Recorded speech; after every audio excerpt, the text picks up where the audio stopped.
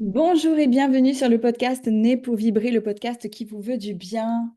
Aujourd'hui, nous allons parler d'amour.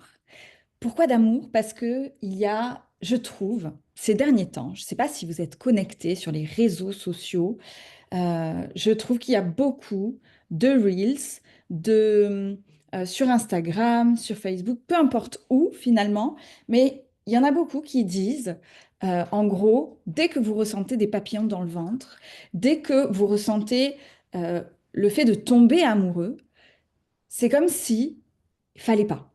C'est que ce sont vos blessures qui sont déclenchées et donc ce n'est pas du véritable amour. Et je suis pas du tout d'accord avec ce système. Je vais vous expliquer pourquoi.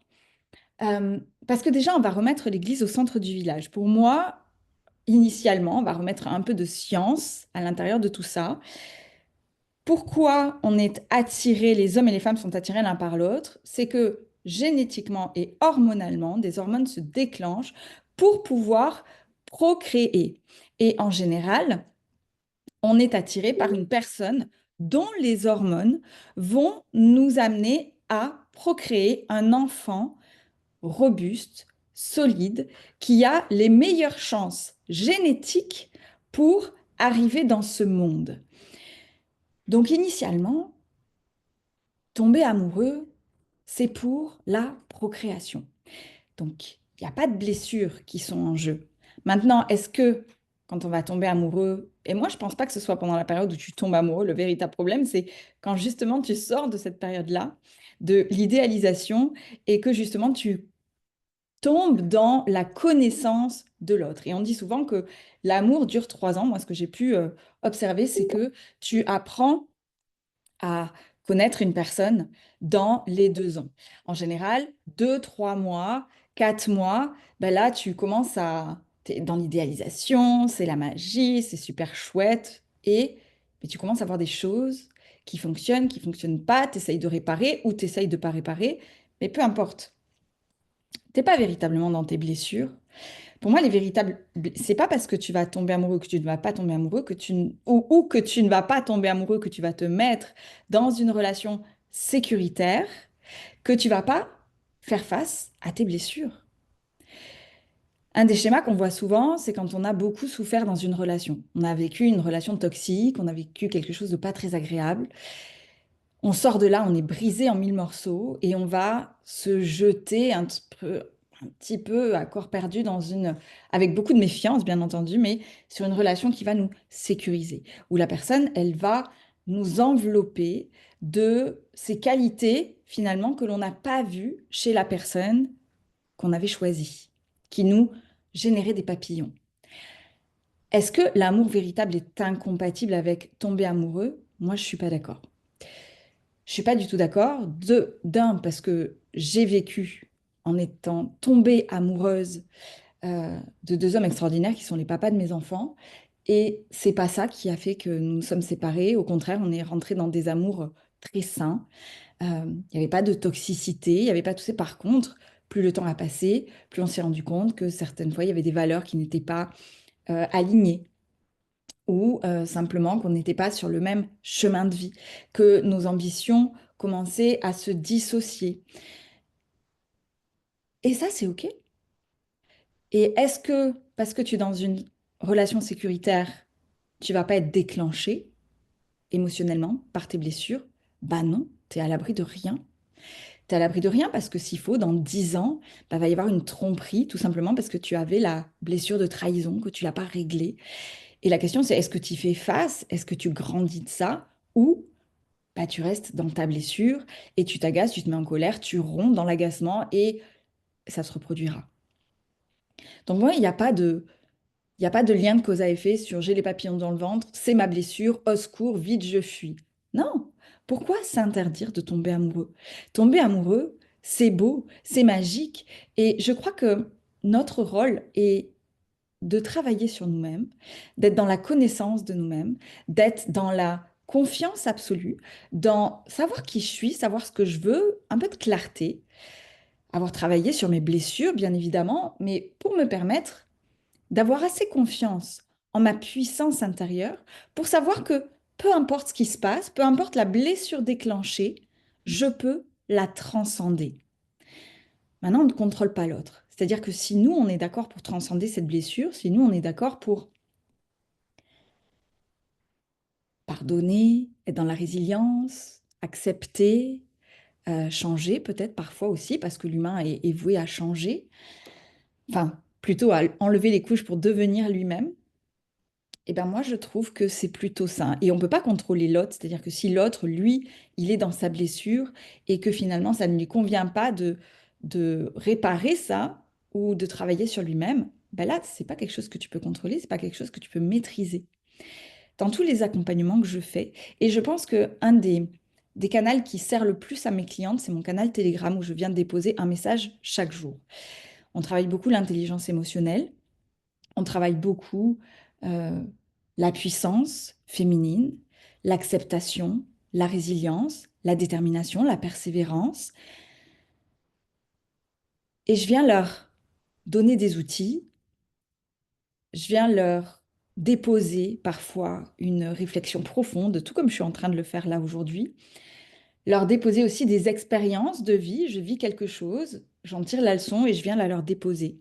Et elles me voient aussi traverser des phases émotionnelles très fortes, très down parfois, mais ça ne veut pas dire que je remonte pas derrière. Donc je crois qu'en fait, peut-être c'est la sagesse, vous allez me dire, peut-être que c'est le fait simplement de grandir et de s'être confronté à des difficultés relationnelles que on peut voir les choses différemment. Mais moi, aujourd'hui, ce dont je suis convaincue, c'est que peu importe ce que l'on a vécu dans notre passé, peu importe nos blessures, on n'est pas obligé de les laisser nous dévorer. On n'est pas obligé de les laisser nous bousiller la vie. Au contraire, pour moi, une des premières choses qu'on doit faire, c'est prendre conscience. Prendre conscience de nos failles, prendre conscience de comment je fonctionne, travailler son intelligence émotionnelle, prendre conscience de qui j'ai envie de devenir, qu'est-ce que j'ai envie de vivre dans mon quotidien et est-ce que cette vie-là est alignée? Est-ce que la personne, elle continue ce chemin avec moi ou est-ce qu'elle ne le continue pas? Je vais lui donner toutes les clés, je vais exprimer, je vais être vrai, enlever les couches, ne plus faire semblant, ne plus me sacrifier, je vais juste être vrai, authentique. Est-ce que ça fonctionne? Est-ce que ça fonctionne pas? C'est pas grave. Faut pas oublier qu'à l'époque, on vivait jusqu'à 30 ans. Aujourd'hui, on vit jusqu'à 80, 90 ans parfois. Donc, à l'époque, se mettre avec quelqu'un en tombant amoureux ou pas, hein, parce qu'on pourrait revenir sur nos blessures ancestrales qui étaient qu'on ne se mariait pas forcément avec un homme dont on était amoureux, hein. Au contraire, on devait faire notre devoir conjugal ou marier une bonne lignée d'hommes, en tout cas financièrement, matériellement, pour être en sécurité, parce qu'une femme ne pouvait être en sécurité qu'avec un homme à ses côtés. Eh ben, on ne se posait pas vraiment la question, est-ce que j'ai envie de passer toute ma vie avec cet homme-là? Enfin, la vie était courte. Aujourd'hui, c'est pas 20 ans de vie, c'est pas 15 ans de vie, c'est pas 10 ans de vie, c'est 40, 50, 60 ans. Et on est amené à changer. Très souvent, quand je parle de mariage avec mes clientes, euh, moi, je crois, et c'est vraiment personnel, je vous dis ça, c'est vraiment ma vision, mais avant, on disait, on se marie pour le meilleur et pour le pire. Dans la santé comme dans la maladie, etc. Je suis assez d'accord avec ça. Cependant, je pense qu'une véritable promesse de mariage aujourd'hui, si on souhaite se marier, ce serait plutôt, je m'engage à t'accompagner sur toutes tes phases de transformation et à accepter la personne que tu risques de devenir et que je ne connais pas encore. Parce qu'on est amené à changer. Et ça, c'est pas parce qu'on va tomber amoureux, avoir les papillons au début, qu'on ne va pas pouvoir rentrer dans un amour sain. Au contraire, on pourra toujours se rappeler de ces premiers moments, de ces moments de magie, de ces moments de pourquoi je suis tombée amoureuse de cette personne. Parce qu'on ne tombe pas amoureuse d'une personne pour rien. On tombe amoureuse d'une énergie, on tombe amoureuse du sourire, on tombe amoureuse de la sécurité que la personne nous fait ressentir, par exemple. Et ça peut changer au cours d'une vie. Et notre capacité à exprimer ce qui va, ce qui ne va pas, est-ce qu'on peut changer ensemble, est-ce qu'on peut faire des compromis, pas des sacrifices, est-ce qu'on peut grandir de ça? C'est ça, selon moi, qu'on doit travailler et accepter. C'est pas se dire, je tombe amoureux, oh là là, mes blessures vont être déclenchées, au secours, je fuis. Non, au contraire. Sois déclenché par tes blessures. Regarde-les en profondeur. Regarde-les profondément. Accepte-les. Aime-les. Et par contre, ne les laisse pas bousiller ta vie. Donc, je suis un petit peu à contresens de tout ce qui est en train de se dire sur, euh, sur le net, là-dessus. Et moi, ce que je vois, ce qui est certain, c'est que dans tous les accompagnements, quasiment, franchement, à 90%, allez, non, je vais dire 80% des personnes qui sont en phase de séparation qui viennent me voir, 80% des cas, on répare. Et on arrive à trouver un nouveau chemin. C'est séparé, on se remet ensemble. Mais par contre, quand il y a des choses qui sont des différends irréconciliables, pas les blessures déclenchées, parce que dans mon cabinet, on vient réparer les blessures. Mais pas quand les blessures sont déclenchées, mais tout simplement parce que on est clair sur ce qu'on veut vivre. On est clair sur que la personne ne veut pas nous accompagner sur le chemin. Et on a tout fait pour permettre à la personne de nous accompagner et nous de l'accompagner sur cette acceptation-là. Bah là, on peut lâcher prise et revenir sur le marché, entre guillemets, du célibat. Mais moi, j'aimerais que vous ayez confiance, en fait. J'aimerais que vous ne vous disiez pas, oh là là, j'ai des papillons dans le ventre, oh là là, la personne me plaît, oh là là, oh là là, là là, c'est une blessure, oh mon Dieu, il faut que je fuis, oh mon Dieu, qu'est-ce qui va se déclencher? Ça vous met dans un conditionnement, mais terrible, ça ne vous permet même pas de rentrer dans j'apprends à connaître véritablement la personne. C'est au bout de 2 3 ans qu'on connaît véritablement la personne. C'est au bout de 2 3 ans qu'on connaît ses valeurs, qu'on a repérées et qu'on se dit, est-ce que je peux faire ma vie avec cette personne-là? Est-ce que ça correspond? Est-ce que je l'admire? Est-ce que j'aime sa bienveillance? Est-ce que j'aime sa détermination? Qu'est-ce que j'aime chez cette personne? C'est aussi simple que ça. Et est-ce que je risque d'être déclenchée? Bah oui, l'amour est un risque. Mais c'est un beau risque, non?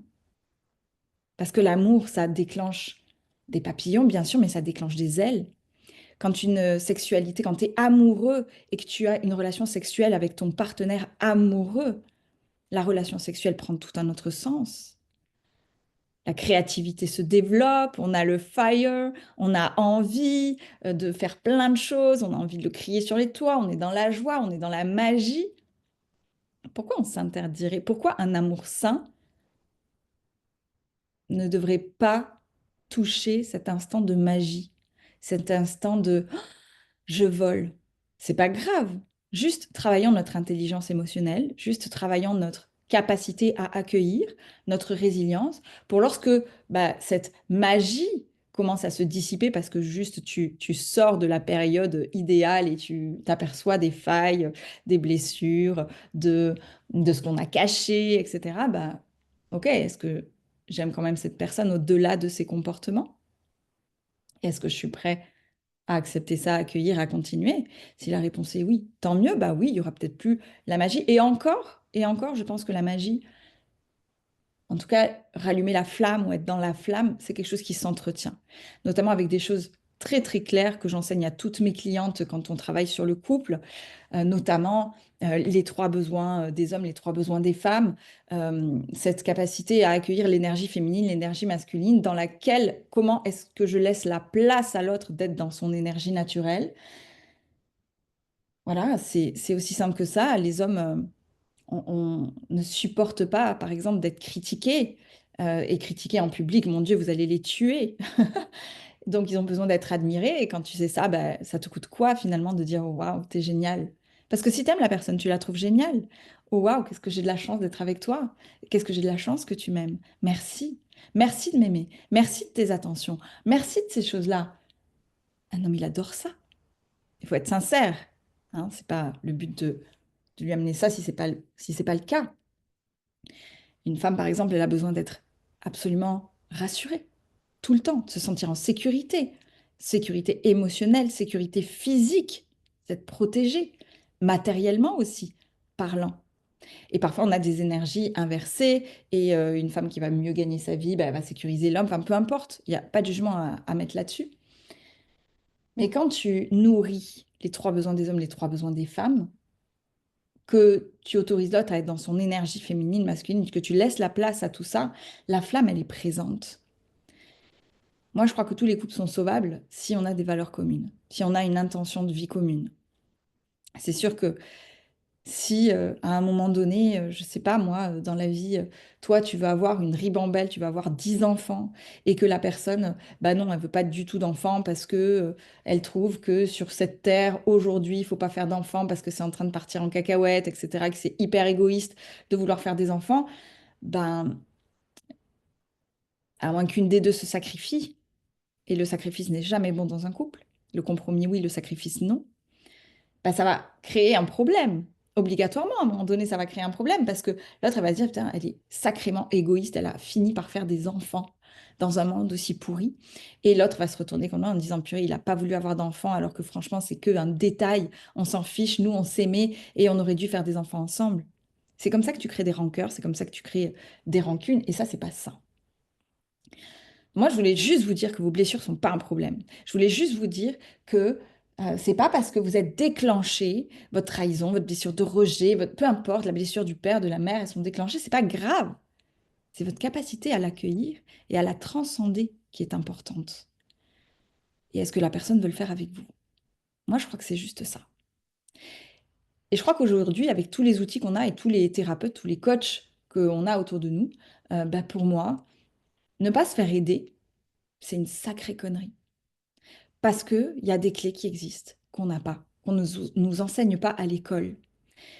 Ça fait 4 mois, par exemple, qu'on a démarré le groupe Femme 360. Je leur donne des clés tous les jours. On a des masterclass, des intervenantes extérieures qui viennent sur des sujets divers et variés, comme la spiritualité, l'énergie, le business, la confiance en soi, le développement de soi, l'image de soi, peu importe, tous les sujets sont mis sur la table, le sujet de la famille, le sujet avec les enfants, tout est mis sur la table. En 4 mois, elles font des bons quantiques.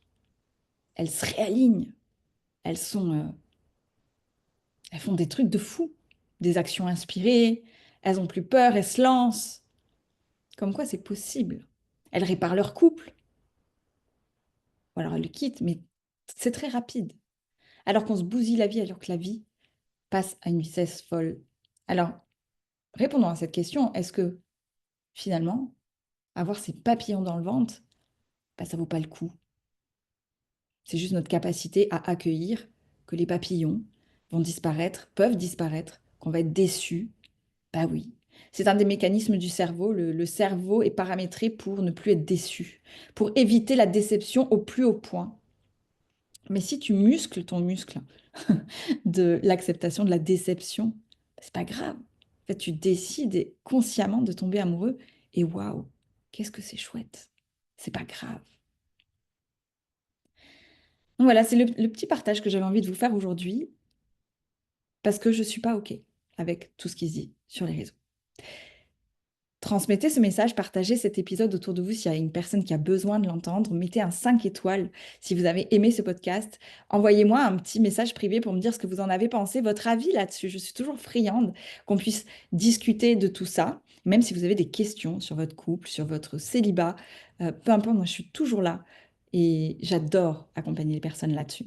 Donc je vous embrasse très très fort. Vous pouvez réserver une séance bilan. C'est une séance de 2 heures où on va faire le tour de vos schémas, de votre inconscient, de ce qui se passe en vous pour mettre beaucoup plus de clarté, ce que vous voulez vraiment. Et en général, on ressort, mais tellement puissante de cette séance-là. Donc n'hésitez pas à prendre rendez-vous, m'envoyer un petit message pour prendre rendez-vous.